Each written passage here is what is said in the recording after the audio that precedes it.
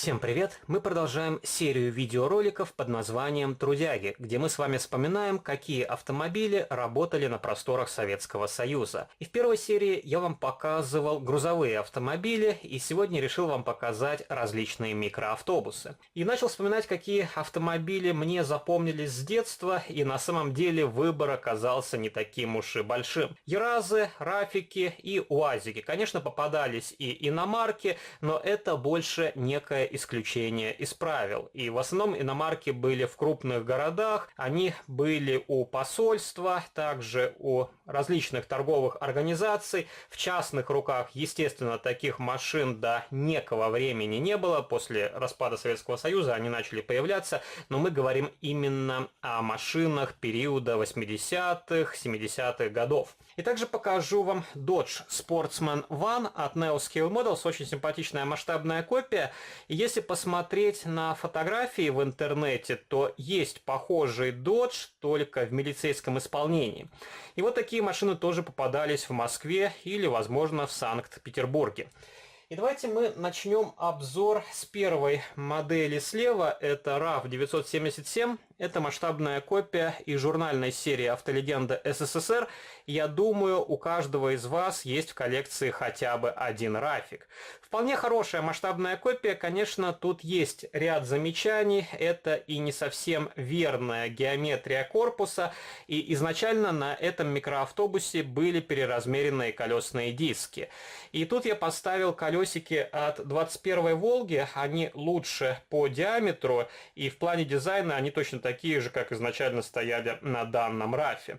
И тут автобус окрашен в зеленый цвет с белой юбкой, и такие микроавтобусы у нас трудились в качестве маршрутных такси. Также были кареты скорой помощи, милицейские варианты, ну и развозные фургоны марки ЯРАЗ. Но эти машины очень быстро ломались и в основном простаивали в каких-то ремонтных мастерских.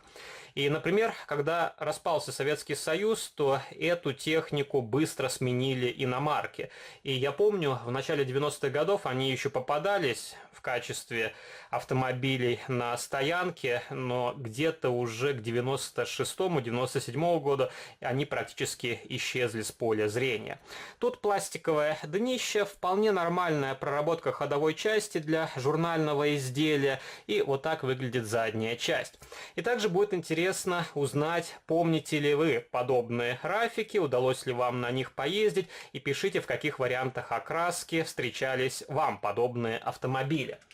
И следующая масштабная копия – это точно такой же рафик, только в варианте маршрутное такси, довольно симпатичная схема окраски, и эта модель выходила в рамках серии «Автомобиль на службе». Уже не вспомню под каким номером, но не суть. И в журнальной серии также выходила карета скорой помощи, но эту модель я не приобретал в свою коллекцию, поэтому показываю то, что есть у меня.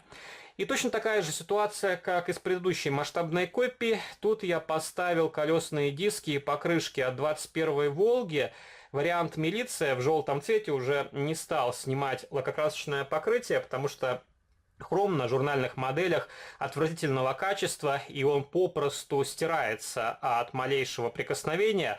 А если обрабатывать деталь химией для снятия краски, то обязательно сотрется покрытие и придется перекрашивать колесный диск. Я думаю, в таком варианте тоже автобус смотрится вполне симпатично.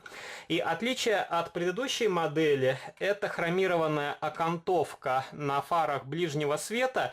И из-за того, что подложка тут тоже в хроме, фары смотрятся более выразительно, чем на первом рафике. Но, конечно, вид портят черные точки. Итак, также тут наклеили небольшую табличку с маршрутом. Номер 69 тоже добавляет модели более живой вид. А в остальном это точно такой же рафик. И журнальная серия «Автомобиль на службе» была вполне нормальной. И очень жаль, что она завершилась. И поначалу там были нормальные машины в плане покраски и сборки. Но, конечно, как всегда, после 10-го выпуска все сошло на нет. Сплошная халтура, сплошные непрокрасы, отсутствующие детали. Но я думаю, каждый из вас сталкивался с проблемами в журнальной серии. И следующий микроавтобус – это Ныса. И, конечно, это не совсем отечественный автомобиль, но такие микроавтобусы тоже встречались и в моей стране. И у нас также были польские жуки, но это была большая редкость, потому что эти машины в плане надежности были намного хуже, чем даже Рафики и УАЗы. И если так подумать, я думаю, самая надежная машина была УАЗик. Во-первых, тут полный привод, она могла эксплуатироваться не только в нормальных условиях, но и на бездорожье. И много советских УАЗиков дожили до наших дней. А вот, например, Рафиков в отличном состоянии я практически не встречал. Хотя у нас есть один отреставрированный Рафик именно в желтом варианте окраски. И этот автомобиль я вам показывал, когда посещал Ночь открытых музеев. Там выставляли ретро-технику, и мне даже удалось прокатиться на Рафике. Конечно, ощущения незабываемые. Вспомнил именно те времена, когда ездил на этих автомобилях в качестве пассажира. Вот такой симпатичный RAV, который выходил в рамках журнальной серии «Автолегенды СССР». И серия подобных машин вполне удачная. Конечно, опять же, есть некоторые несоответствия, но в целом это очень хорошая масштабная копия, которая воспроизводит настоящий прототип. Тут тоже пластиковое днище, ничего нового. При желании можно окрасить выхлопную трубу, также сиденья в салоне. И на эту модель я установил только регистрационные номерные знаки.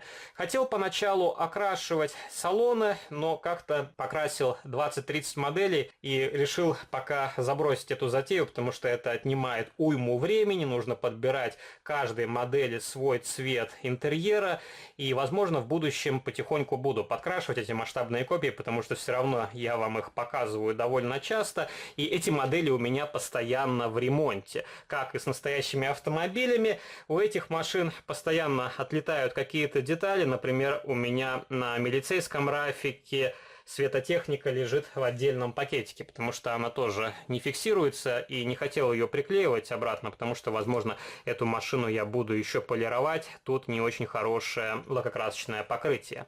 Следующий Рафик — это точно такой же микроавтобус, как я вам показывал, в желтом цвете, только это модель из польской журнальной серии, и она выкрашена в ярко-салатовый цвет.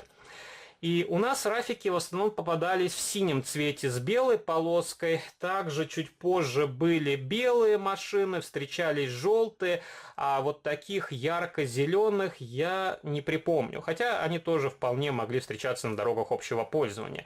И пишите ваши комментарии, какие рафы запомнили вы. И помимо обычного гражданского микроавтобуса, также было много карет скорой помощи, были автомобили-пикапы, уже переделанные из списанных машин, также были фургоны и были, насколько я помню, грузовые бортовые платформы, но это был довольно редкий автомобиль, и он стал появляться ближе к началу 90-х годов. Ну, покажу вам, как выглядит тут днище. Немножко отличается плашка по цвету и написано уже на латинице вместо кириллицы. Вот так выглядит задняя часть. Следующий Рафик — это милицейское исполнение, и это машина из серии «Автомобиль на службе». И если сравнить ее с предыдущим Рафом, то тут в глаза бросается другой бампер с клыками, как на предсерийном образце, и также на этой модели желтым цветом выделили очки вокруг фар, и мне больше нравится черный вариант решетки. На мой взгляд, с желтыми окантовками эта модель смотрится более игрушечно. Ну, вот такая масштабная копия. И у этой модели вполне хорошая мигалка. Tesla на многих моделях из журнальной серии похожий элемент почему-то сделали без хромированного колечка. И я покупал несколько таких Рафиков на запчасти, и с некоторых моделей я снимал мигалку и устанавливал на другие масштабные копии, у которых она была аналогичная, но в упрощенном виде. Следующий Рафик — это медицинский автомобиль, реанимобиль, если быть точнее, и это надстройка от финской компании Tamro. И были Рафики обычные, без надстройки на крыше. И обычного рафика из журнальной серии в медицинском исполнении нет в моей коллекции, поэтому покажу вам вот только такой вариант. Тоже довольно симпатичная масштабная копия, и такие рафы у нас ездили до конца 90-х годов, потому что тут довольно дорогостоящее оборудование, и, конечно, эти машины эксплуатировали до того момента, когда они совсем не могли передвигаться своим ходом. И я помню, эти машины сменили Hyundai микроавтобусы, но они не продержались дальше 2 лет. И после Hyundai у нас появились Volkswagen Transporter, Mercedes Sprinter и так далее. Более современные уже аналоги. И сейчас встречаются Volkswagen и другие автомобили. Mercedes тоже, по-моему, встречаются, но никакой японской, корейской, ну и, соответственно, отечественной техники. Следующий RAV – это обновленная модификация в гражданской версии. И я помню, в начале 90-х годов, когда эта техника стала попадать в частные руки, то было довольно много разных переделок. Выбрасывали салон, ставили другие сиденья, и эта модель в плане проработки точно такая же, как предыдущие RAV. Далее я вам покажу микроавтобусы УАЗ. И первый микроавтобус из серии «Автомобиль на службе», если мне не изменяет память, тоже довольно симпатичный фургон. Тут довольно интересная декаль, но, конечно, качество нанесения оставляет желать лучшего, и у меня декаль с небольшими повреждениями. И такой УАЗ я выбирал из нескольких масштабных копий, и все были с небольшими дефектами. Например, на этой модели заляпано заднее стеклышко, но эта машина была лучшей из тех, которые были в наличии в магазине. И УАЗиков у нас было огромное количество, были разные надстройки, также были автомобили ремонтных мастерских, которые отличались формой кузова, и УАЗики сохранились и по сегодняшний день. Конечно, в столице такие машины вы не встретите, но стоит отъехать чуть подальше, куда-то на хутора, и вы можете свободно найти работающий УАЗик. Также есть еще одна машина в варианте аварийной газовой службы, уже более современное оформление передней части, тоже вполне хорошая масштабная копия. И ситуация, как с рафами, УАЗики в журнальной серии более-менее походят на настоящий прототип. И также тут лучше проработана ходовая часть по сравнению с предыдущими моделями, но на этом экземпляре я уже самостоятельно окрасил выхлопную трубу серебристой краской. И покажу вам еще один УАЗик. Сначала начнем с нижней части, и это медицинский вариант исполнения. Тут вместо сидений установлены носилки. Конечно, детали тоже установлены не очень аккуратно, и я видел, делали нормальные доработки, и получалась вполне сносная масштабная копия.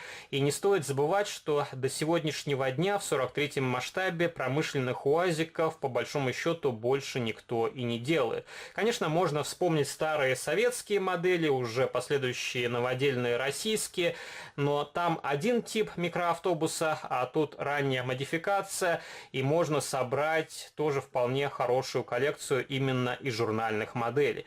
И, конечно, современная журналка уже не идет ни в какое сравнение с более хорошими масштабными копиями, а если говорить о ранней журналке, то там попадались вполне сносные и хорошие экземпляры. И дальше покажу вам еще один RAV в инкассаторском исполнении, машина Лабе. И, насколько я помню, этих автомобилей было сделано не так много, и эти машины особо не эксплуатировались, потому что они были очень ненадежными, из-за возросшей массы не выдерживала ходовая часть, хотя ее тоже пытались усиливать. И я посмотрел на фотографиях в интернете, до сегодняшних дней дожило буквально 2-3 микроавтобуса. Остальные попросту порезали на металл. И тут отсутствует прожектор на крыше. Эту деталь я случайно сломал, потому что качество деталей тут тоже не самое лучшее, и впоследствии подберу какую-нибудь замену старому прожектору. И вот так выглядит нижняя часть. И также покажу вам еще один рафик в варианте штабного автомобиля. Это вполне хорошая масштабная копия, выглядит довольно нарядно. И также тут есть небольшие дефекты на задней части микроавтобуса, но куда уж без них. И давайте покажу вам еще один довольно редкий микроавтобус ЕРАЗ. И у нас такие машины встречались, но вживую я их ни разу не видел в советское время. И только увидел такую машину на экспозиции старой техники под открытым небом. Там был, по-моему, пассажирский вариант исполнения. Кому интересно, можете найти тот видеоролик. И давайте покажу вам еще одну редкую машину. Это медицинский УАЗ. И таких машин тоже я не встречал вживую на дорогах общего пользования. И более современные автомобили – это «Газели». Покажу вам, например, полицейский вариант данного микроавтобуса от производителя «Агат». Вполне хорошая масштабная копия, и в плане детализации эти модели мне нравятся больше, чем более современные аналоги, выходившие в журнальных сериях. Тут прекрасно проработана ходовая часть, металлическая рама, также отличный дизайн колесных дисков со сквозными отверстиями, и тут колесики в масштабе. Также хорошо проработан салон, и тут я установил столик с телефоном и взял эту деталь от штабного рафика. У меня было несколько рафиков на запчасти. Следующая масштабная копия – это еще одна «Газель», милицейская, более ранняя, и это более старая масштабная копия, чем предыдущая, и я ее покупал, по-моему, в начале 2000-х годов. Тут тоже хорошая проработка нижней части, но у этой модели постоянно вываливается стеклышко. Я его подклеивал, и, возможно, тут корпус немного изменяет свою форму, но пока что трещин я не замечаю. И с этими «Газелями» нужно быть предельно внимательным, потому что тоже попадаются чумные экземпляры. Следующая «Газель» – это автомобиль в синем варианте окраски. И это масштабная копия с обновленной решеткой радиатора. И эта модель выходила в рамках проекта «Автомобиль на службе». Если не изменяет память, тут каких-то доработок я не делал, просто установил номерные знаки и зачернил отверстия на колесных дисках. И покажу вам еще одну «Газель», только в медицинском исполнении. И «Газели» выходила довольно большое количество, но я покупал эти модели очень выборочно и потом как-то перестал интересоваться журнальной серией, потому что дальше пошли сплошные перекрасы, качество сильно упало, цена подросла, и уже не видел смысла покупать эти модели в свою коллекцию. И покажу вам последнюю «Газель». Это грузовичок, автоцистерна для перевозки молока. Тоже вполне симпатичная масштабная копия. Тут я немного доработал заднюю светотехнику, зачернил отверстия на колесных дисках. И на этой модели покрышки немножко оплавили обод колеса, и не стал демонтировать покрышки, потому что, скорее всего, уже повредится лакокрасочное покрытие дальше, и диск пойдет на выброс. И оставил модель в таком виде. И пишите ваши комментарии, какие из показанных мною моделей есть в ваших коллекциях, собираете ли вы модели микроавтобусов. Понравились ли вам рафики, УАЗы, возможно, автомобиль марки Ниса. Не забывайте поддержать этот видеоролик лайком, и также обязательно пишите комментарии, какие автомобили вы бы хотели увидеть в следующей серии «Трудяги». Не забывайте заглянуть на мой второй канал, там тоже выкладываются разнообразные видеоролики. Жмите на колокольчик и можете вступать в мои группы ВКонтакте и Фейсбуке. Там тоже многие участники моего сообщества выкладывают фотографии на коллекции своих масштабных моделей. А на сегодня это все. До новых встреч. Пока.